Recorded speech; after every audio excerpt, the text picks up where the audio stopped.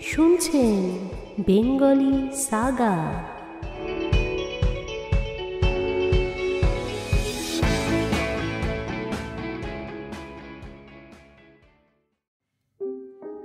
আপনারা শুনছেন Bengali Saga. আমি বিদিশা। আজকে শোনাব রবীন্দ্রনাথ ঠাকুরের রচিত গোরা উপন্যাসের ৫ম পর্ব।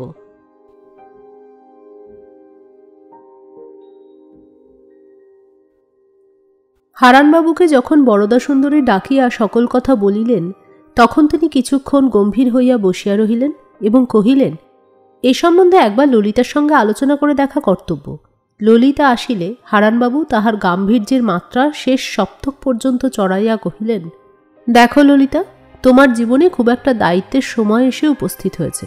একদিকে তোমার ধর্ম, আর একদিকে তোমার প্রবৃত্তি, এর মধ্যে তোমাকে পথ নির্বাচন করে নিতে হবে। এই বলিয়া একটু থামিয়া হারানবাবু ললিতার মুখের দিকে দৃষ্টি স্থাপন করিলেন। হারানবাবু জানিতেন তাহার এই ন্যায়াগ্নিদীপ্ত দৃষ্টির সম্মুখে ভীরুতা কম্পিত হয়, কপটতা বশীভূত হইয়া যায়। তাহার এই তেজময় আধ্যাত্মিক দৃষ্টি ব্রাহ্ম সমাজের একটি মূল্যবান সম্পত্তি। ললিতা কোনো কথা বলিল না, চুপ করিয়া রহিল। হারানবাবু কহিলেন, তুমি বোধহয় শুনেছ, তোমার অবস্থার প্রতি দৃষ্টি করে অথবা যে কোনো কারণেই হোক, বিনয়বাবু অবশেষে আমাদের সমাজে দীক্ষা নিতে রাজি হয়েছেন। ললিতা এ সংবাদ পূর্বে শুনে নাই। শুনিয়া তাহার মনে কি ভাব হইল তাহাও প্রকাশ করিল না। তাহার দুই চক্ষু দীপ্ত হইয়া উঠিল। সে পাথরের মূর্তির মতো স্থির হইয়া বসিয়া রহিল। হারানবাবু কহিলেন, নিশ্চয়ই পরেশবাবু বিনয়ের এই বাধ্যতায় খুবই খুশি হয়েছেন, কিন্তু এতে যথার্থ খুশি হবার কোনো বিষয় আছে কি না সে কথা তোমাকে স্থির করতে হবে। সেই জন্য আজ আমি তোমাকে ব্রাহ্ম সমাজের নামে অনুরোধ করছি, নিজের উন্মত্ত প্রবৃত্তিকে একপাশে সরিয়ে রাখো এবং কেবলমাত্র ধর্মের দিকে দৃষ্টি রক্ষা করে নিজের হৃদয়কে এই প্রশ্ন জিজ্ঞাসা করো, এতে খুশি হবার কি যথার্থ কারণ আছে? ললিতা এখনও চুপ করিয়া রহিল। হারানবাবু মনে করিলেন খুব কাজ হইতেছে। দ্বিগুণ উৎসাহের সহিত বলিলেন, দীক্ষা দীক্ষা যে জীবনের কি পবিত্র মুহূর্ত, সে কি আজ আমাকে বলতে হবে? সেই দীক্ষাকে কুলুষিত করবে। সুখ সুবিধা বা আসক্তির আকর্ষণে আমরা ব্রাহ্ম সমাজে অসত্যকে পথ ছেড়ে দেব, কপটতাকে আদর করে আহ্বান করে আনব। বলো ললিতা, তোমার জীবনের সঙ্গে ব্রাহ্ম সমাজের এই দুর্গতির ইতিহাস কি চিরদিনের জন্য জড়িত হয়ে থাকবে? এখনও ললিতা কোনো কথা বলিল না। চৌকির হাতটা মুঠা দিয়া চাপিয়া ধরিয়া স্থির হইয়া বসিয়া রহিল। হারানবাবু কহিলেন, আসক্তির ছিদ্র দিয়ে দুর্বলতা যে মানুষকে কিরকম দুর্নিবারভাবে আক্রমণ করে তা অনেক দেখেছি, এবং মানুষের দুর্বলতাকে যে কিরকম করে ক্ষমা করতে হয় তাও আমি জানি। কিন্তু যে দুর্বলতা কেবল নিজের জীবনকে নয়, শত সহস্র লোকের জীবনের আশ্রয়কে একেবারে ভিত্তিতে গিয়ে আঘাত করে, তুমি বলো ললিতা, তাকে কি এক মুহূর্তের জন্য ক্ষমা করা যায়? তাকে ক্ষমা করার অধিকার কি ঈশ্বর আমাদের দিয়েছেন? ললিতা চৌকি ছাড়িয়া উঠিয়া কহিল, না না পানুবাবু, আপনি ক্ষমা করবেন না। আপনার আক্রমণে পৃথিবীশুদ্ধ লোকের অভ্যাস হয়ে গেছে। আপনার ক্ষমা বোধহয় সকলের পক্ষে একেবারে অসহ্য হবে। এই বলিয়া ঘর ছাড়িয়া ললিতা চলিয়া গেল। বরদা সুন্দরী হারানবাবুর কথায় উদ্বিগ্ন হইয়া উঠিলেন। তিনি কোনো মতেই এখন বিনয়কে ছাড়িয়া দিতে পারেন না। তিনি হারানবাবুর কাছে অনেক ব্যর্থ অনুনয় বিনয় করিয়া অবশেষে ক্রুদ্ধ হইয়া তাকে বিদায় দিলেন। তাহার মুশকিল হইল এই যে পরেশবাবুকেও তিনি নিজের পক্ষে পাইলেন না, আবার হারানবাবুকেও না। এমন অভাবনীয় অবস্থা কেহ কখনো কল্পনাও করিতে পারিত না। হারানবাবুর সম্বন্ধে পুনরায় বরদা সুন্দরীর মত পরিবর্তন করিবার সময় আসিল। যতক্ষণ দীক্ষা গ্রহণের ব্যাপারটা বিনয় ঝাপসা করিয়া দেখিতেছিল, ততক্ষণ খুব জোরের সঙ্গেই সে আপন সংকল্প প্রকাশ করিতেছিল। কিন্তু যখন দেখিল এজন্য ব্রাহ্ম সমাজে তাহাকে আবেদন করিতে হইবে এবং হারানবাবুর সঙ্গে এ লইয়া পরামর্শ চলিবে, তখন এই অনাবৃত প্রকাশ্যতার বিভীষিকা তাহাকে একান্ত কুণ্ঠিত করিয়া তুলিল। কোথায় গিয়া কাহার সঙ্গে সে যে পরামর্শ করিবে কিছুই ভাবিয়া পাইল না। এমনকি আনন্দময়ীর কাছে যাওয়াও তাহার পক্ষে অসম্ভব হইল। রাস্তায় ঘুরিয়া বেড়াইবার মতন শক্তিও তাহার ছিল না। তাই সে আপনার জনহীন বাসার মধ্যে গিয়া উপরের ঘরে তক্তাপোষের ওপর শুইয়া পড়িল। সন্ধ্যা হইয়া আসিয়াছে। অন্ধকার ঘরে চাকর বাতি আনিলেই তাহাকে বারণ করিবে মনে করিতেছে। এমন সময় বিনয় নিচে হইতে আহ্বান শুনিল, বিনয়বাবু, বিনয়বাবু। বিনয় যেন বাঁচিয়া গেল। সে যেন মরুভূমিতে তৃষ্ণার জল পাইল। এই মুহূর্তে একমাত্র সতীশ ছাড়া আর কেহই তাহাকে আরাম দিতে পারিত না। বিনয়ের নির্জীবতা ছুটিয়া গেল। কি ভাই সতীশ, বলিয়া সে বিছানা হইতে লাফাইয়া উঠিয়া জুতা পায়ে না দিয়াই দ্রুতপদে সিঁড়ি দিয়া নিচে নামিয়া গেল। দেখিল তাহার ছোট উঠানটিতে সিঁড়ির সামনেই সতীশের সঙ্গে বরদাসুন্দরী দাঁড়াইয়া আছেন। আবার সেই সমস্যা, সেই লড়াই। শশব্যস্ত হইয়া বিনয় সতীশ ও বরদাসুন্দরীকে উপরের ঘরে লইয়া গেল। বরদাসুন্দরী সতীশকে কহিলেন, সতীশ, যা, তুই ওই বারান্দায় গিয়ে একটু বসগে যা। সতীশের এই নিরানন্দ নির্বাসন দণ্ডে ব্যথিত হইয়া বিনয় তাহাকে কতকগুলো ছবির বই বাহির করিয়া দিয়া পাশের ঘরে আলো জ্বালিয়া বসাইয়া দিল। বরদাসুন্দরী যখন বলিলেন, বিনয়, তুমি তো ব্রাহ্ম সমাজের কাউকে জানো না, আমার হাতে একখানা চিঠি লিখে দাও, আমি কাল সকালেই নিজে গিয়ে সম্পাদক মহাশয়কে দিয়ে সমস্ত বন্দোবস্ত করে দেব, যাতে পরশু রবিবারেই তোমার দীক্ষা হয়ে যায়। তোমাকে আর কিছুই ভাবতে হবে না। তখন বিনয় কোনো কথাই বলিতে পারিল না। সে তাহার আদেশ অনুসারে একখানি চিঠি লিখিয়া বরদাসুন্দরীর হাতে দিয়া দিল। যাহা হোক, একটা কোনো পথে এমন করিয়া বাহির হইয়া পড়া তাহার দরকার হইয়াছিল যে ফিরিবার বা দ্বিধা করিবার কোনো উপায় মাত্র না থাকে। ললিতার সঙ্গে বিবাহের কথাটাও বরদাসুন্দরী একটুখানি পাড়িয়া রাখিলেন। বরদাসুন্দরী চলিয়া গেলে বিনয়ের মনে ভারী একটা যেন বিতৃষ্ণা বোধ হইতে লাগিল। এমনকি ললিতার স্মৃতিও তাহার মনের মধ্যে কেমন একটু বেসুরে বাজিতে লাগিল। তাহার মনে হইতে লাগিল যেন বরদাসুন্দরীর এই অশোভন ব্যস্ততার সঙ্গে ললিতার একটা কোথাও যোগ আছে। নিজের প্রতি শ্রদ্ধা হ্রাসের সঙ্গে সঙ্গে সকলেরই প্রতি তাহার শ্রদ্ধা যেন নামিয়া পড়িতে লাগিল। বরদাসুন্দরী বাড়ি ফিরিয়া আসিয়াই মনে করিলেন ললিতাকে তিনি আজ খুশি করিয়া দিবেন। ললিতা যে বিনয়কে ভালোবাসে তাহা তিনি নিশ্চয়ই বুঝিয়াছিলেন। সেই জন্যই তাহাদের বিবাহ লইয়া সমাজে যখন গোল বাঁধিয়াছিল তখন তিনি নিজে ছাড়া আর সকলকেই এজন্য অপরাধী করিয়াছিলেন। ললিতার সঙ্গে কয়দিন তিনি কথাবার্তা একরকম বন্ধ করিয়া দিয়াছিলেন। সেই জন্য আজ যখন একটা কিনারা হইল, সেটা যে অনেকটা তাহারই জন্যই হইল, এই গৌরবটুকু ললিতার কাছে প্রকাশ করিয়া তাহার সঙ্গে সন্ধি স্থাপন করিতে ব্যস্ত হইয়া উঠিলেন। ললিতার বাপ তো সমস্ত মাটি করিয়াই দিয়াছিলেন। ললিতা নিজেও তো বিনয়কে সিধা করতে পারে নাই। পানুবাবুর কাছ হইতেও তো কোনো সাহায্য পাওয়া গেল না। একলা বরদাসুন্দরী সমস্ত গ্রন্থি ছেদন করিয়াছেন। হ্যাঁ হ্যাঁ, একটা মেয়ে মানুষ যাহা পারে 5 জন পুরুষে তাহা পারে না। বরদাসুন্দরী বাড়ি ফিরিয়া আসিয়া শুনিলেন ললিতা আজ সকাল সকাল শুইতে গেছে। তাহার শরীর তেমন ভালো নয়। তিনি মনে মনে হাসিয়া কহিলেন, শরীর ভালো করিয়া দিতেছি। একটা বাতি হাতে করিয়া তাহার অন্ধকার শয়নগৃহে প্রবেশ করিয়া দেখিলেন ললিতা বিছানায় এখনো শোয় নাই, একটা কেদারায় হেলান দিয়া পড়িয়া আছে। ললিতা তৎক্ষণাৎ উঠিয়া বসিয়া জিজ্ঞাসা করিল, মা, তুমি কোথায় গিয়েছিলে? তাহার স্বরের মধ্যে একটা তীব্রতা ছিল। সে খবর পাইয়াছিল তিনি সতীশকে লইয়া বিনয়ের বাসায় গিয়াছিলেন। বরদাসুন্দরী কহিলেন, আমি বিনয়ের ওখানে গিয়েছিলাম। কেন? বরদাসুন্দরীর মনে মনে একটু রাগ হইল। ললিতা মনে করে আমি কেবল ওর শত্রুতাই করিতেছি, অকৃতজ্ঞ।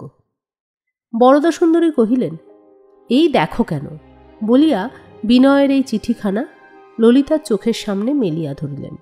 সে চিঠি পড়িয়া ললিতার মুখ লাল হইয়া উঠিল। বরদাসুন্দরী নিজের কৃতিত্ব প্রচারের জন্য কিছু অত্যুক্তি করিয়াই জানাইলেন, এ চিঠি কি বিনয়ের হাত হইতে সহজে বাহির হইতে পারিত? তিনি জাঁক করিয়া বলিতে পারেন, এ কাজ আর কোনো লোকেরই সাধ্যের মধ্যেই ছিল না। ললিতা 2 হাতে মুখ ঢাকিয়া তাহার কেদারায় শুইয়া পড়িল। বরদাসুন্দরী মনে করিলেন তাহার সম্মুখে প্রবল হৃদয়াবেগ প্রকাশ করিতে ললিতা লজ্জা করিতেছে। ঘর হইতে বাহির হইয়া গেলেন। পরদিন সকালবেলায় চিঠিখানি লইয়া ব্রাহ্ম সমাজে যাইবার সময় দেখিলেন যে চিঠিকে টুকরো টুকরো করিয়া ছিঁড়িয়া রাখিয়াছে। অপরাহ্নে সুচরিতা পরেশবাবুর কাছে যাইবে বলিয়া প্রস্তুত হইতেছিল। এমন সময় বেহারা আসিয়া খবর দিল একজন বাবু আসিয়াছেন। কে কে বাবু? বিনয়বাবু? বেহারা কহিল, না, খুব গৌরবর্ণ লম্বা একটি বাবু। সুচরিতা চমকিয়া উঠিয়া কহিল, বাবুকে উপরের ঘরে এনে বসাও। আজ সুচরিতা কি কাপড় পরিয়াছে ও কেমন করিয়া পরিয়াছে এতক্ষণ তাহা চিন্তাও করে নাই। এখন আয়নার সম্মুখে দাঁড়াইয়া কাপড়খানা কিছুতেই তাহার পছন্দ হইল না। তখন বদলাইবার সময় ছিল না। কম্পিত হস্তে কাপড়ের আঁচলে চুলে একটু আধটু পরিপাট্য সাধন করিয়া স্পন্দিত হৃৎপিণ্ড লইয়া সুচরিতা ঘরের মধ্যে প্রবেশ করিল। তাহার টেবিলের ওপর গোরার রচনাবলী পড়িয়াছিল, সে কথা তাহার মনেই ছিল না। ঠিক সেই টেবিলের সম্মুখেই চৌকিতে গোরা বসিয়া আছে। বইগুলি নির্লজ্জভাবে ঠিক গোরার চোখের ওপরে পড়িয়া আছে। সেগুলি ঢাকা দিবার বা সরাইবার কোনো উপায় মাত্র নাই। মাসিমা আপনার সঙ্গে দেখা করবার জন্য অনেক দিন থেকে ব্যস্ত হয়ে রয়েছেন, তাকে খবর দিগে বলিয়া সুচরিতা ঘরে প্রবেশ করিয়াই চলিয়া গেল। সে একলা গোরার সঙ্গে আলাপ করিবার মতো জোর পাইল না। কিছুক্ষণ পরে সুচরিতা হরিমোহিনীকে সঙ্গে করিয়া লইয়া আসিল। কিছুকাল হইতে হরিমোহিনী বিনয়ের কাছ হইতে গোরার মত, বিশ্বাস ও নিষ্ঠা এবং তাহার জীবনের কথা শুনিয়া আসিতেছে। প্রায় মাঝে মাঝে তাহার অনুরোধে সুচরিতা মধ্যাহ্নে তাহাকে গোরার লেখা পড়িয়া শুনাইয়াছে। যদিও সেসব লেখা তিনি যে সমস্তই ঠিক বুঝিতে পারিতেন তাহা নহে এবং তাহাতে তাহার নিদ্রাকর্ষণেরই সুবিধা করিয়া দিত, তবু এটুকু মোটামুটি বুঝিতে পারিতেন যে শাস্ত্র ও লোকাচারের পক্ষ হইয়া গোরা এখনকার কালের আচারহীনতার বিরুদ্ধে লড়াই করিতেছে। আধুনিক ইংরেজি শেখা ছেলের পক্ষে ইহা অপেক্ষা আশ্চর্য এবং ইহা অপেক্ষা গুণের কথা আর কি হইতে পারে?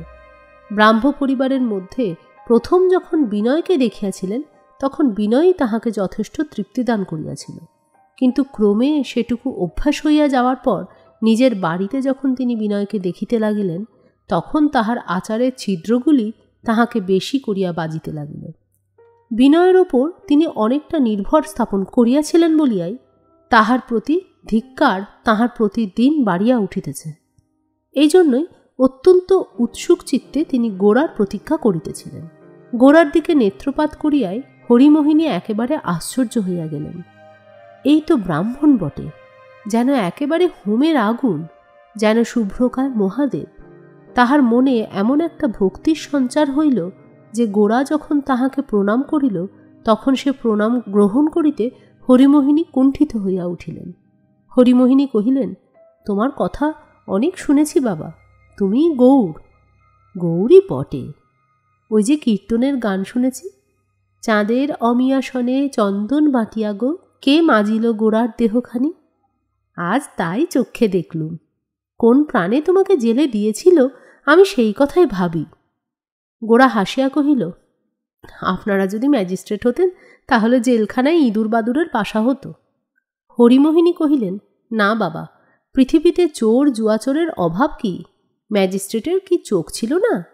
তুমি যে সে কেউ নও, তুমি যে ভগবানের লোক সে তো মুখের দিকে তাকালেই টের পাওয়া যায়। জেলখানা আছে বলেই কি জেলে দিতে হবে? বাপরে, এ কেমন বিচার? গোরা কহিল, মানুষের মুখের দিকে তাকালে পাছে ভগবানের রূপ চোখে পড়ে, তাই ম্যাজিস্ট্রেট কেবল আইনের বইয়ের দিকে তাকিয়ে কাজ করেন। নইলে মানুষকে চাবুক, জেল, দ্বীপান্তর, ফাঁসি দিয়ে কি তাদের চোখে ঘুম থাকত, না মুখে ভাত রুচত? হরিমোহিনী কহিলেন, যখনই ফুরসত পাই রাধারানীর কাছ থেকে তোমার বই পড়িয়া শুনি, তবে তোমার নিজের মুখ থেকে ভালো ভালো সব কথা শুনতে পাবো মনে এই প্রত্যাশা করে এতদিন ছিল। আমি মূর্খ মেয়ে মানুষ আর বড় দুঃখিনী, সব কথা বুঝিও নে, আবার সব কথায় মনও দিতে পারিনি। কিন্তু বাবা, তোমার কাছ থেকে কিছু জ্ঞান পাবো এ আমার খুব বিশ্বাস হয়েছে। গোরা বিনয় সহকারে এ কথার কোনো প্রতিবাদ না করিয়া চুপ করিয়া রহিল।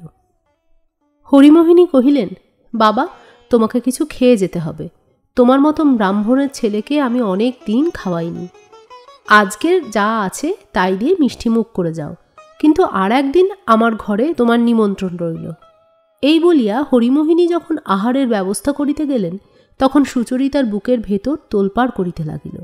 গোরা একেবারে আরম্ভ করিয়া দিল, বিনয় আজ আপনার এখানে এসেছিল? সুচরিতা কহিল, হ্যাঁ। গোরা কহিল, তারপরে বিনয়ের সঙ্গে আমার দেখা হয়নি, কিন্তু আমি জানি কেন সে এসেছিল। গোরা একটু থামিল, সুচরিতাও চুপ করিয়া রহিল। গোরা কহিল, আপনারা ব্রাহ্মমতে বিনয়ের বিবাহ দেবার চেষ্টা করছেন, এটা কি ভালো করছেন? এই খোঁচাটুকু খাইয়া সুচরিতার মন হইতে লজ্জা সংকোচের জড়তা একেবারে দূর হইয়া গেল। সে গোরার মুখের দিকে চোখ তুলিয়া কহিল, ব্রাহ্মমতে বিবাহকে ভালো কাজ বলে মনে করব না, এই কি আপনি আমার কাছ থেকে প্রত্যাশা করেন? গোরা কহিল, আপনার কাছে আমি কোনো রকম ছোট প্রত্যাশা করি নে, এ আপনি নিশ্চয়ই জানবেন। সম্প্রদায়ের লোকের কাছ থেকে মানুষ যেটুকু প্রত্যাশা করতে পারে, আমি আপনার কাছ থেকে তার চেয়ে অনেক বেশি প্রত্যাশা করি। কোনো একটা দলকে সংখ্যায় বড় করে তোলাই যে সমস্ত কুলির সর্দারের কাজ, আপনি সে শ্রেণীর নন, এ আমি খুব জোর করে বলতে পারি। আপনি নিজেও যাতে নিজেকে ঠিকমতো বুঝতে পারেন, এইটা আমার ইচ্ছা। অন্য 5 জনের কথায় ভুলে আপনি নিজেকে ছোট বলে জানবেন না। আপনি কোনো একটি দলের লোকমাত্র নন, এ কথাটা আপনাকে নিজের মনের মধ্যে থেকে নিজে স্পষ্ট বুঝতে হবে। সুচরিতা মনের সমস্ত শক্তিকে জাগাইয়া সতর্ক হইয়া শক্ত হইয়া বসিল। কহিল, আপনিও কি কোনো দলের লোক নন? গোরা কহিল, আমি হিন্দু। হিন্দু তো কোনো দল নয়, হিন্দু একটা জাতি। এ জাতি এত বৃহৎ যে কিসে এই জাতির জাতিত্ব তা কোনো সংজ্ঞার দ্বারা সীমাবদ্ধ করে বলাই যায় না। সমুদ্র যেমন ঢেউ নয়, হিন্দু তেমনই দল নয়। সুচরিতা কহিল, হিন্দু যদি দল নয় তবে দলাদলি করে কেন? গোরা কহিল, মানুষকে মারতে গেলে সে ঠেকাতে যায় কেন? তার প্রাণ আছে বলে। পাথরই সকল রকম আঘাতে চুপ করে পড়ে থাকে। সুচরিতা কহিল, আমি যাকে ধর্ম বলে জ্ঞান করছি, হিন্দু যদি তাকে আঘাত বলে গণ্য করে, তবে সে স্থলে আমাকে আপনি কি করতে বলেন? গোরা কহিল, তখন আমি আপনাকে বলবো যে যেটাকে আপনি কর্তব্য বলে মনে করছেন, সেটা যখন হিন্দু জাতি বলে এত বড় একটা বিরাট সত্তার পক্ষে বেদনাকর আঘাত, তখন আপনাকে খুব চিন্তা করে দেখতে হবে আপনার জন্য আপনার মধ্যে কোনো ভ্রম, কোনো অন্ধতা আছে কিনা। আপনি সব দিক সকল রকম করে চিন্তা করে দেখেছেন কিনা। দলের লোকের সংস্কারকে কেবলমাত্র অভ্যাস বা আলস্যবশত সত্য বলে ধরে নিয়ে এত বড় একটা উৎপাত করতে প্রবৃত্ত হওয়া ঠিক নয়। ইঁদুর যখন জাহাজের খোল কাটতে থাকে, তখন ইঁদুরের সুবিধা ও প্রবৃত্তির হিসাব থেকেই সে কাজ করে। দেখে না এত বড় একটা আশ্রয়ের ছিদ্র করলে তার যেটুকু সুবিধা, তার চেয়ে সকলের কত বড় ক্ষতি। আপনাকেও তেমনি ভেবে দেখতে হবে, আপনি কি কেবল আপনার দলটির কথা ভাবছেন, না সমস্ত মানুষের কথা ভাবছেন? সমস্ত মানুষ বললে কতটা বোঝায় তা জানেন? তার কত রকমের প্রকৃতি, কত রকমের প্রবৃত্তি, কত রকমের প্রয়োজন। সব মানুষ এক পথে এক জায়গায় দাঁড়িয়ে নেই। কারো সামনে পাহাড়, কারো সামনে সমুদ্র, কারো সামনে প্রান্তর। অথচ কারো বসে থাকবার জো নেই, সকলকেই চলতে হবে। আপনি কেবল আপনার দলের শাসনটিকেই সকলের ওপর খাটাতে চান, চোখ বুজে মনে করতে চান মানুষের মধ্যে কোনো বৈচিত্র্যই নেই। কেবল ব্রাহ্ম সমাজের খাতায় নাম লেখাবার জন্যই সকলে পৃথিবীতে জন্মগ্রহণ করেছে। যে সকল দস্যু জাতি পৃথিবীর সমস্ত জাতিকেই যুদ্ধে জয় করে নিজের রাজত্ব বিস্তার করাকেই পৃথিবীর একমাত্র কল্যাণ বলে কল্পনা করে, অন্যান্য জাতির বিশেষত্ব যে বিশ্বহিতের পক্ষে বহুমূল্য বিধান নিজের বলগর্ভে, তা যারা স্বীকার করে না এবং পৃথিবীতে কেবল দাসত্ব বিস্তার করে, তাদের সঙ্গে আপনাদের প্রভেদ কোনখানে? সুচরিতা ক্ষণকালের জন্য তর্কযুক্তি সমস্তই ভুলিয়া গেল। গোরার বজ্রগম্ভীর কণ্ঠস্বর একটি আশ্চর্য প্রবলতা দ্বারা তাহার সমস্ত অন্তঃকরণকে আন্দোলিত করিয়া তুলিল। গোরা যে কোনো একটা বিষয় লইয়া তর্ক করিতেছে, তাহা সুচরিতার মনে রহিল না। তাহার কাছে কেবল এই সত্যটুকু জাগিতে লাগিল, গোরা বলিতেছে। গোরা কহিল, আপনাদের সমাজই ভারতের 20 কোটি লোককে সৃষ্টি করেনি। কোন পন্থা এই 20 কোটি লোকের পক্ষে উপযোগী, কোন বিশ্বাস, কোন আচার এদের সকলকে খাদ্য দেবে, শক্তি দেবে, তা বেঁধে দেবার ভার জোর করে নিজের ওপর নিয়ে এত বড় ভারতবর্ষকে একেবারে একাকার সমতল করে দিতে চান কি বলে? এই অসাধ্য সাধনে যতই বাধা পাচ্ছেন, ততই দেশের ওপর আপনাদের রাগ হচ্ছে, অশ্রদ্ধা হচ্ছে, ততই যাদের হিত করতে চান তাদের ঘৃণা করে পর করে তুলছেন। অথচ যে ঈশ্বর মানুষকে বিচিত্র করে সৃষ্টি করেছেন এবং বিচিত্রই রাখতে চান, তাকেই আপনারা পূজা করেন, এই কথা কল্পনা করেন। যদি সত্যই আপনারা তাকে মানেন, তবে তাঁর বিধানকে আপনারা স্পষ্ট করে দেখতে পান না কেন? নিজের বুদ্ধির এবং দলের অহংকারে কেন এর তাৎপর্যটি গ্রহণ করছেন না? সুচরিতা কিছুমাত্র উত্তর দিবার চেষ্টা না করিয়া চুপ করিয়া শুনিয়া যাইতেছে দেখিয়া গোরার মনে করুণা সঞ্চার হইল। সে একটুখানি থামিয়া গলা নামাইয়া কহিল, আমার কথাগুলো আপনার কাছে হয়তো কঠোর শোনাচ্ছে, কিন্তু আমাকে একটা বিরুদ্ধ পক্ষের মানুষ বলে মনে কোনো বিদ্রোহ রাখবেন না। আমি যদি আপনাকে বিরুদ্ধ পক্ষ বলে মনে করতুম তাহলে কোনো কথাই বলতুম না। আপনার মনে যে একটি স্বাভাবিক উদার শক্তি আছে সেটা দলের মধ্যে সংকুচিত হচ্ছে বলে আমি কষ্ট বোধ করছি। সুচরিতার মুখ আরক্তিম হইল।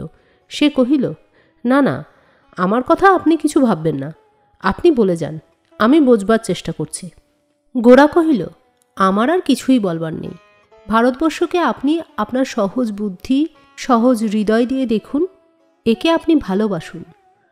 ভারতবর্ষের লোককে যদি আপনি অব্রাহ্ম বলে দেখেন তাহলে তাদের বিকৃত করে দেখবেন এবং তাদের অবজ্ঞা করবেন, তাহলে তাদের কেবলই ভুল বুঝতে থাকবেন। যেখান থেকে দেখলে তাদের সম্পূর্ণ দেখা যায় সেখান থেকে তাদের দেখাই হবে না। ঈশ্বর এদের মানুষ করে সৃষ্টি করেছেন, এরা নানা রকম করে ভাবে, নানা রকম করে চলে, এদের বিশ্বাস এদের সংস্কার নানা রকম। সমস্তেরই ভেতরে এমন একটি জিনিস আছে যা আমার জিনিস, যা আমার এই ভারতবর্ষের জিনিস, যার প্রতি ঠিক সত্য দৃষ্টি নিক্ষেপ করলে তার সমস্ত ক্ষুদ্রতা অসম্পূর্ণতার আবরণ ভেদ করে একটি আশ্চর্য মহৎ সত্তা চোখের ওপর পড়ে। অনেক দিনের অনেক সাধনা তার মধ্যে প্রচ্ছন্ন দেখা যায়।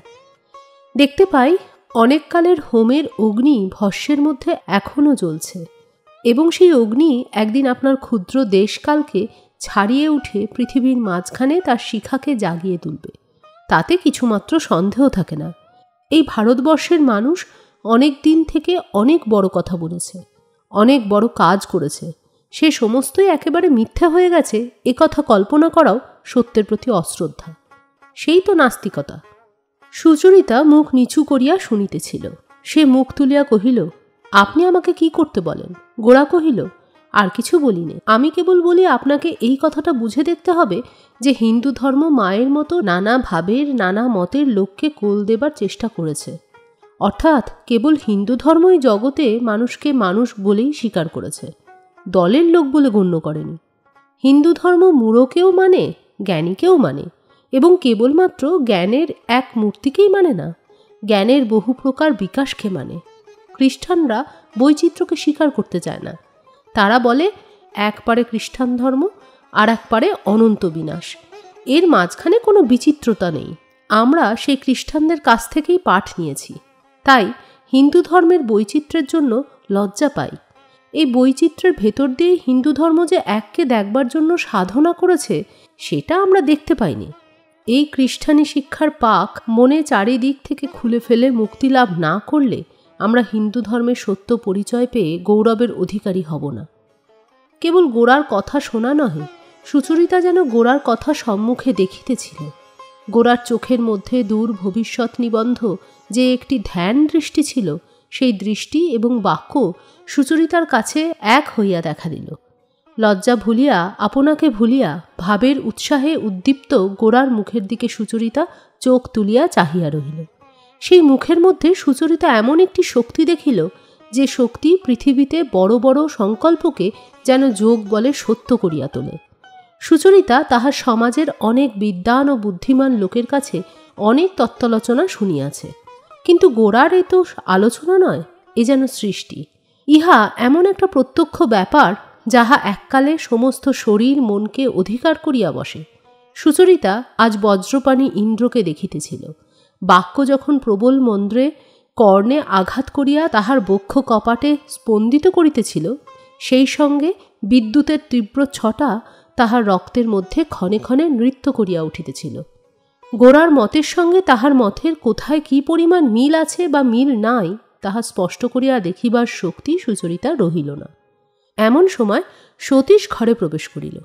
গোরাকে সে ভয় করিত, তাই তাহাকে এড়াইয়া সে তাহার দিদির পাশ ঘেঁষিয়া দাঁড়াইল এবং আস্তে আস্তে বলিল, পানুবাবু এসেছেন।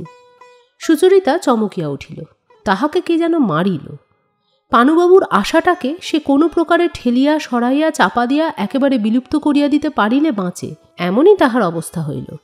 সতীশের মৃদু কণ্ঠস্বর গোরা শুনিতে পায় নাই মনে করিয়া সুচরিতা তাড়াতাড়ি উঠিয়া পড়িল। সে একেবারে সিঁড়ি বাহিয়া নিচে নামিয়া হারানবাবুর সম্মুখে উপস্থিত হইয়াই কহিল, আমাকে মাপ করবেন, আজ আপনার সঙ্গে কথাবার্তার সুবিধে হবে না। হারানবাবু জিজ্ঞাসা করিলেন, কেন সুবিধা হবে না? সুচরিতা এ প্রশ্নের উত্তর না দিয়া কহিল, কাল সকালে আপনি যদি বাবার ওখানে আসেন তাহলে আমার সঙ্গে দেখা হবে। হারানবাবু কহিলেন, আজ বুঝি তোমার ঘরে লোক আছে? এ প্রশ্ন এড়াইয়া সুচরিতা কহিল, আজ আমার অবসর হবে না, আজ আপনি দয়া করে মাপ করবেন। হারানবাবু কহিলেন, কিন্তু রাস্তা থেকে গৌরমোহনবাবুর গলার স্বর শুনলুম যে, তিনি আছেন বুঝি? এ প্রশ্নকে সুচরিতা আর চাপা দিতে পারিল না, মুখ লাল করিয়া বলিল, হ্যাঁ আছেন। হারানবাবু কহিলেন, ভালোই হয়েছে, তার সঙ্গে আমার কথা ছিল। তোমার হাতে যদি বিশেষ কোনো কাজ থাকে তাহলে আমি ততক্ষণ গৌরমোহনবাবুর সঙ্গে আলাপ করব। বলিয়া সুচরিতার কাজ হইতে কোনো সম্মতির প্রতীক্ষা না করিয়া তিনি সিঁড়ি দিয়া উঠিতে লাগিলেন। সুচরিতা পার্শ্ববর্তী হারানবাবুর প্রতি কোনো লক্ষ্য না করিয়া ঘরে প্রবেশ করিয়া গোরাকে কহিল, মাসি আপনার জন্য খাবার তৈরি করতে গেছেন, আমি তাকে একবার দেখে আসি। এই বলিয়া সে দ্রুতপদে বাহির হইয়া গেল এবং হারানবাবু গম্ভীর মুখে একটা চৌকি অধিকার করিয়া বসিলেন। হারানবাবু কহিলেন, কিছু রোগা দেখছি যেন? গোরা কহিল, আগে হ্যাঁ, কিছুদিন রোগা হবার চিকিৎসায় চলছিল। হারানবাবু কণ্ঠস্বর স্নিগ্ধ করিয়া কহিলেন, তাই তো, আপনাকে খুব কষ্ট পেতে হয়েছে। গোরা কহিল, যেরকম আশা করা যায় তার চেয়ে বেশি কিছুই নয়। হারানবাবু কহিলেন, বিনয়বাবু সম্বন্ধে আপনার সঙ্গে কিছু আলোচনা করবার আছে।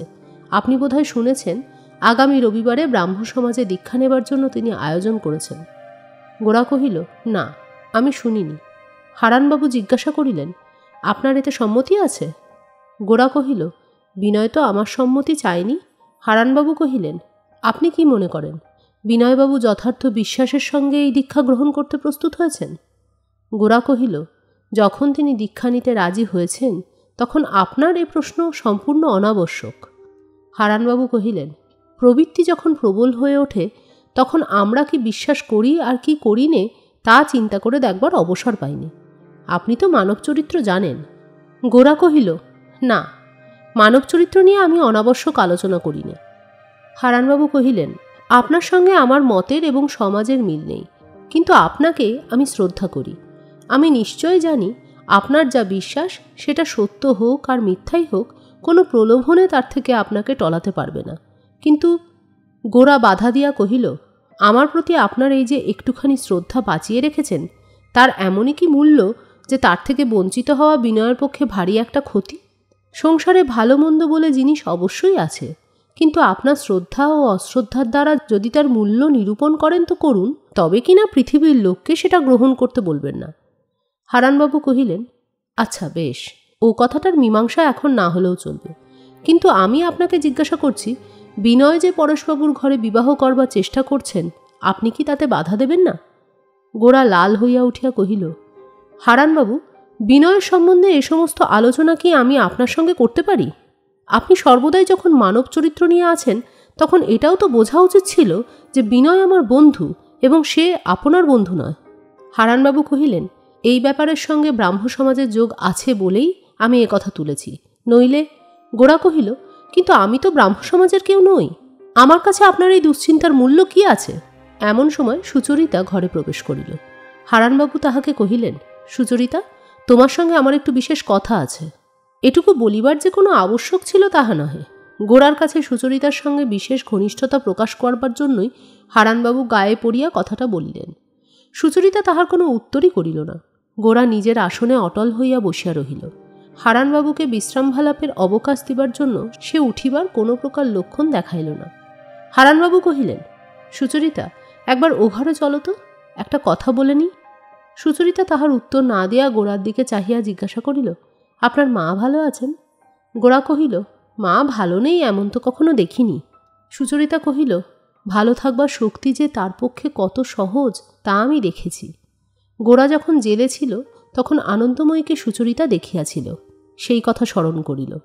এমন সময় হারানবাবু হঠাৎ উপর হইতে একটা বই তুলিয়া লইলেন এবং সেটা খুলিয়া প্রথমে লেখকের নাম দেখিয়া লইলেন, তাহার পরে বইখানা যেখানে সেখানে খুলিয়া চোখ বুলাইতে লাগিলেন। সুচরিতা লাল হইয়া উঠিল। বইখানি কি তাহা গোরা জানিত, তাই গোরা মনে মনে একটু হাসিল। হারানবাবু জিজ্ঞাসা করিলেন, গৌরমোহনবাবু, আপনার এ বুঝি ছেলেবেলাকার লেখা? গোরা হাসিয়া কহিল, সে ছেলেবেলা এখনো চলছে।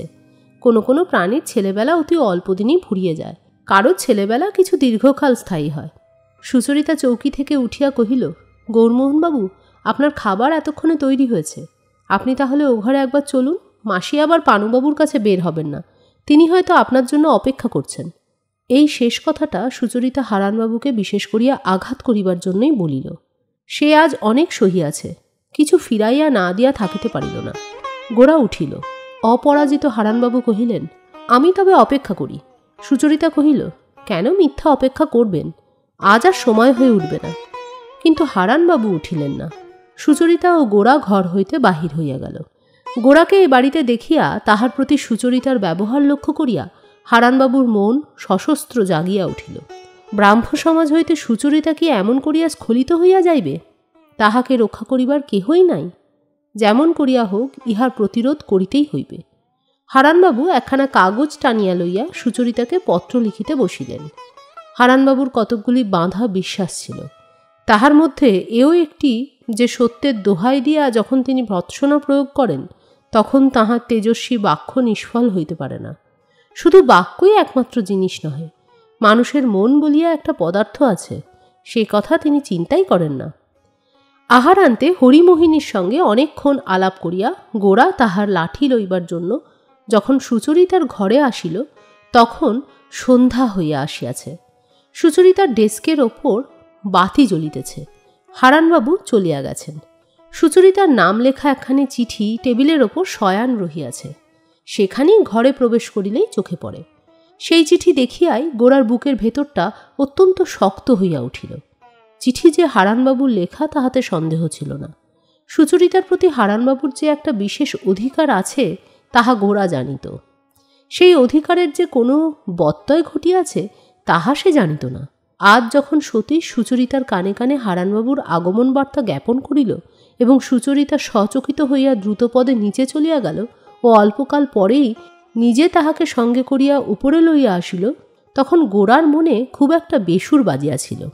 তাহার পরে হারানবাবুকে যখন ঘরে একলা ফেলিয়া সুচরিতা গোরাকে খাইতে লইয়া গেল তখন সে ব্যবহারটা কড়া ঠেকিয়াছিল বটে, কিন্তু ঘনিষ্ঠতার স্থলে এরূপ রূঢ় ব্যবহার চলিতে পারে মনে করিয়া গোরা সেটাকে আত্মীয়তার লক্ষণ বলিয়াই স্থির করিয়াছিল। তাহার পরে টেবিলের ওপর এই চিঠিখানি দেখিয়া গোরা খুব একটা ধাক্কা পাইল। চিঠি বড় একটা রহস্যময় পদার্থ। বাহিরে কেবল নামটুকু দেখাইয়াই সব কথাই সে ভেতরে রাখিয়া দেয় বলিয়া সে মানুষকে নিতান্ত অকারণে নাকাল করিতে পারে। গোরা সুচরিতার মুখের দিকে চাহিয়া কহিল, আমি কাল আসব। সুচরিতা আনতনেত্রে কহিল, আচ্ছা। গোরা বিদায় লইতে উন্মুখ হইয়া হঠাৎ থামিয়া দাঁড়াইয়া বলিয়া উঠিল, ভারতবর্ষের সৌরমণ্ডলের মধ্যেই তোমার স্থান। তুমি আমার আপন দেশের। কোনো ধূমকেতু এসে তোমাকে যে তার পুচ্ছ দিয়ে ঝেঁটিয়ে নিয়ে শূন্যের মধ্যে চলে যাবে সে কোনো মতেই হতে পারে না। যেখানে তোমার প্রতিষ্ঠা সেইখানেই তোমাকে দৃঢ় করে প্রতিষ্ঠিত করব, তবে আমি ছাড়ব। সে জায়গায় তোমার সত্য, তোমার ধর্ম তোমাকে পরিত্যাগ করবে, এই কথা এরা তোমাকে বুঝিয়েছে। আমি তোমাকে স্পষ্ট করে জানিয়ে দেব, তোমার সত্য, তোমার ধর্ম কেবল তোমার কিংবা দু চারজনের মত বা বাক্য নয়, সে চারিদিকের সঙ্গে অসংখ্য প্রাণের সূত্রে জড়িত। তাকে ইচ্ছা করলেই বন থেকে উপড়ে নিয়ে টবের মধ্যে পোঁতা যায় না। যদি তাকে উজ্জ্বল করে সজীব করে রাখতে চাও, যদি তাকে সর্বাঙ্গীন রূপে সার্থক করে তুলতে চাও, তবে তোমার জন্মের বহু পূর্বে যে লোকসমাজের হৃদয়ের মধ্যে তোমার স্থান নির্দিষ্ট হয়ে গেছে সেইখানে তোমাকে আসন নিতেই হবে। কোনো মতেই বলতে পারবে না আমি ওর পর, ও আমার কেউ নয়।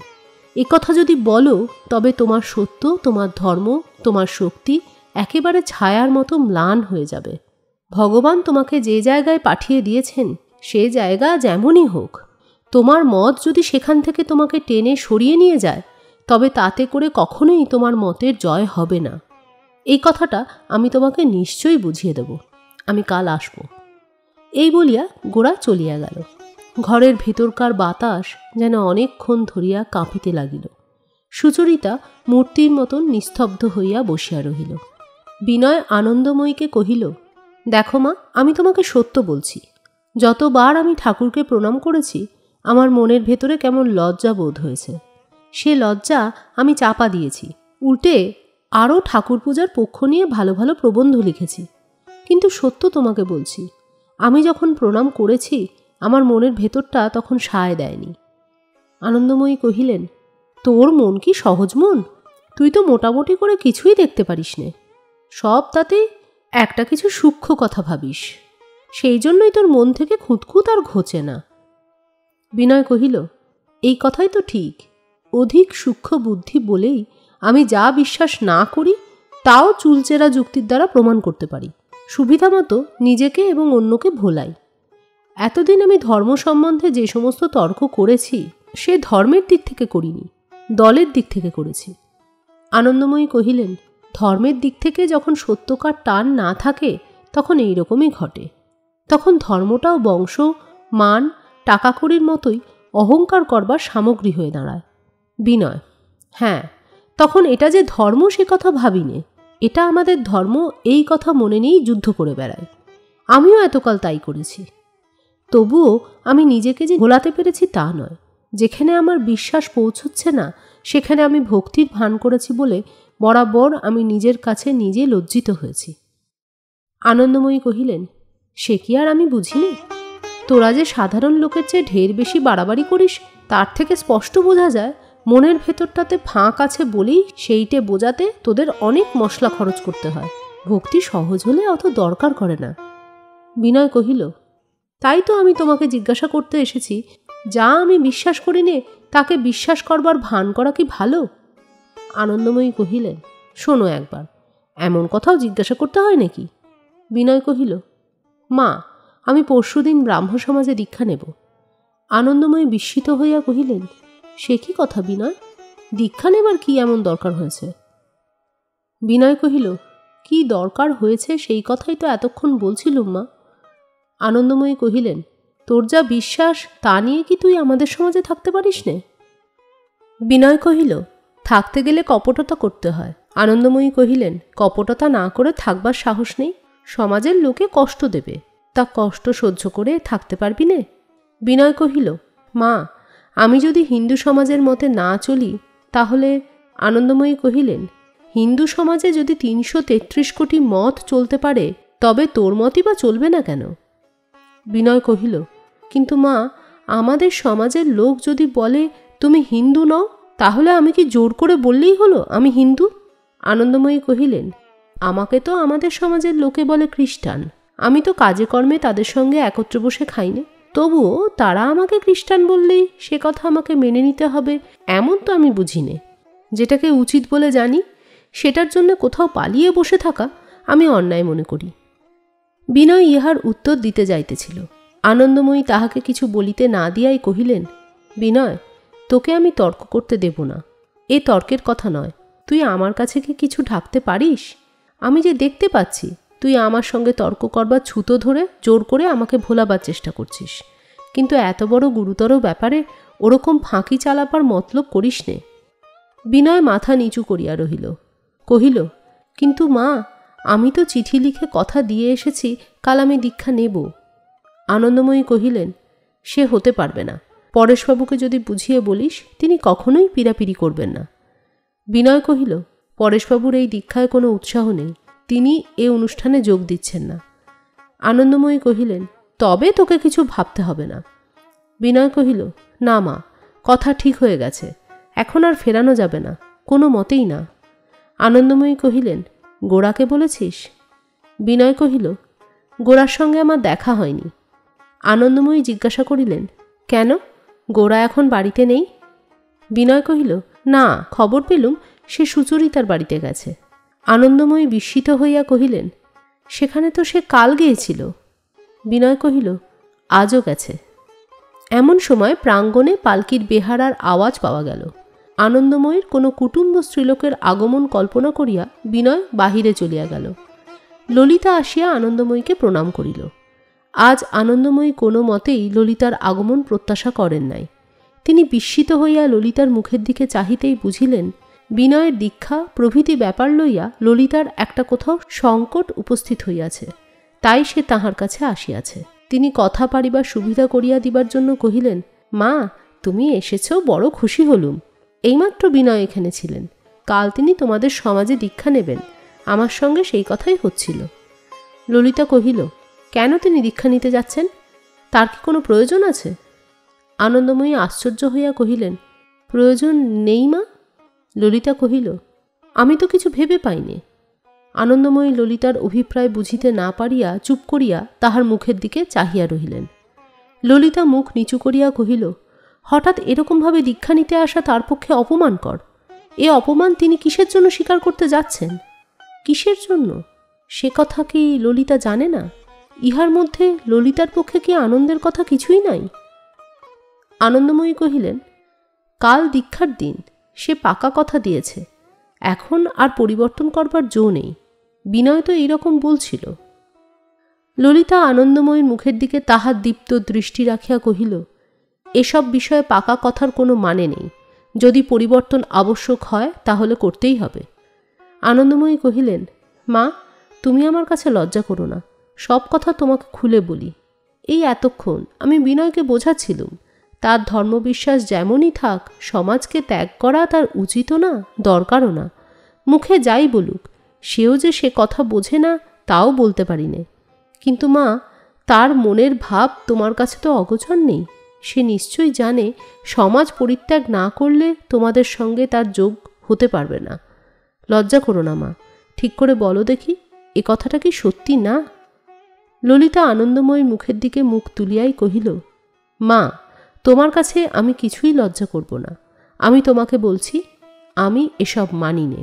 আমি খুব ভালো করেই ভেবে দেখেছি, মানুষের ধর্মবিশ্বাস, সমাজ যাই থাক না, সে সমস্ত লোপ করে দিয়েই তবে মানুষের পরস্পরের সঙ্গে যোগ হবে, এ কথা কখনোই হতে পারে না। তাহলে তো হিন্দুতে খ্রিস্টানেতে বন্ধুত্বও হতে পারে না। তাহলে তো বড় বড় পাঁচিল তুলে দিয়ে এক এক সম্প্রদায়কে এক এক বেড়ার মধ্যেই রেখে দেওয়া উচিত। আনন্দময়ী মুখ উজ্জ্বল করিয়া কহিলেন, আহা, তোমার কথা শুনে বড় আনন্দ হলো। আমি তো এই কথাই বলি, এক মানুষের সঙ্গে আর এক মানুষের রূপ, গুণ, স্বভাব কিছুই মেলে না, তবু তো সেজন্য দুই মানুষের মিলনে বাঁধে না। আমার মত বিশ্বাস নিয়েই বা বাঁধবে কেন? মা, তুমি আমাকে বাঁচালে। আমি বিনয়ের জন্য বড় ভাবছিলুম। ওর মন ও সমস্তই তোমাদের দিয়েছে, সে জানি। জানি তোমাদের সঙ্গে সম্বন্ধে যদি ওর কোথাও কিছু ঘা লাগে, সে তো বিনয় কোনো মতেই সইতে পারবে না। তাই ওকে বাধা দিতে আমার মনে যে কীরকম বাজছিল সে অন্তর্যামেই জানেন। কিন্তু ওর কি সৌভাগ্য, ওর মন সংকট এমন সহজে কাটিয়ে দিলে এ কি কম কথা? একটা কথা জিজ্ঞাসা করি, পরেশবাবুর সঙ্গে কি কথা কিছু হয়েছে? ললিতা লজ্জা চাপিয়া কহিল, না, হয়নি, কিন্তু আমি জানি তিনি সব কথা ঠিক বুঝবেন। আনন্দময়ী কহিলেন, তাই যদি না বুঝবেন তবে এমন বুদ্ধি, এমন মনের জোর তুমি পেলে কোথা থেকে? মা, আমি বিনয়কে ডেকে আনি, তার সঙ্গে নিজের মুখে তোমার বোঝাপড়া করে নেওয়া উচিত। এই বেলা আমি একটা কথা তোমাকে বলে নিই মা, বিনয়কে আমি এতটুকু বেলা থেকে দেখে আসছি। ও ছেলে এমন ছেলে যে ওর জন্য যত দুঃখই তোমরা স্বীকার করে নাও, সে সমস্ত দুঃখকেই ও সার্থক করবে, এ আমি জোর করে বলছি। আমি কতদিন ভেবেছি বিনয়কে যে লাভ করবে এমন ভাগ্যবতী কে আছে। মাঝে মাঝে সম্বন্ধ এসেছে, কাউকে আমার পছন্দ হয়নি। আজ দেখতে পাচ্ছি ওরও ভাগ্য বড় কম নয়। এই বলিয়া আনন্দময়ী ললিতার চিবুক হইতে চুম্বন গ্রহণ করিয়া লইলেন ও বিনয়কে ডাকিয়া আনিলেন। কৌশলে লছমিয়াকে ঘরের মধ্যে বসাইয়া তিনি ললিতার আহারের আয়োজন উপলক্ষ করিয়া অন্যত্র চলিয়া গেলেন। আজ আর ললিতা ও বিনয়ের মধ্যে সংকোচের অবকাশ ছিল না। তাহাদের উভয়ের জীবনে যে একটি কঠিন সংকটের আবির্ভাব হইয়াছে, তাহারই আহ্বানে তাহারা পরস্পরের সম্বন্ধে সহজ করিয়া ও বড় করিয়া দেখিল। তাহাদের মাঝখানে কোনো আবেশের বাষ্প আসিয়া রঙিন আবরণ ফেলিয়া দিল না। তাহাদের দুইজনের হৃদয় যে মিলিয়াছে এবং তাহাদের দুই জীবনের ধারা গঙ্গা যমুনার মতন একটি পুণ্য তীর্থে এক হইবার জন্য আসন্ন হইয়াছে, এ সম্বন্ধে কোনো আলোচনা মাত্র না করিয়া এ কথাটি তাহারা বিনীত গম্ভীরভাবে নীরবে অকুষ্ঠিত চিত্তে মানিয়া লইল। সমাজ তাহাদের দুইজনকে ডাকে নাই, কোনো মত তাহাদের দুইজনকে মেলাই নাই। তাহাদের বন্ধন কোনো কৃত্রিম বন্ধন নহে। এই কথা স্মরণ করিয়া তাহারা নিজেদের মিলনকে এমন একটি ধর্মের মিলন বলিয়া অনুভব করিল, যে ধর্ম অত্যন্ত বৃহৎভাবে সরল, যাহা কোনো ছোট কথা লইয়া বিবাদ করে না, যাহাকে কোনো পঞ্চায়েতের পণ্ডিত বাধা দিতে পারে না। ললিতা তাহার মুখ চক্ষু দীপ্তমান করিয়া কহিল, আপনি যে হেঁট হইয়া নিজেকে খাটো করিয়া আমাকে গ্রহণ করিতে আসিবেন, এ অগৌরব আমি সহ্য করিতে পারিব না। আপনি যেখানে আছেন সেইখানেই অবিচলিত হইয়া থাকিবেন, এই আমি চাই। বিনয় কহিল, আপনার যেখানে প্রতিষ্ঠা আপনিও সেখানে স্থির থাকিবেন, কিছুমাত্র আপনাকে নড়িতে হইবে না। প্রীতি যদি প্রভেদকে স্বীকার করিতে না পারে, তবে জগতে কোনো প্রভেদ কোথাও আছে কেন? উভয়ে প্রায় 20 মিনিট ধরিয়া যে কথাবার্তা কহিয়াছিল, তাহার সারমর্মটুকু এই দাঁড়ায়। তাহারা হিন্দু কি ব্রাহ্ম এ কথা তাহারা ভুলিল। তাহারা যে দুই মানবাত্মা, এই কথাই তাহাদের মনে নিষ্কম্প প্রদীপ শিখার মতন জ্বলিতে লাগিল।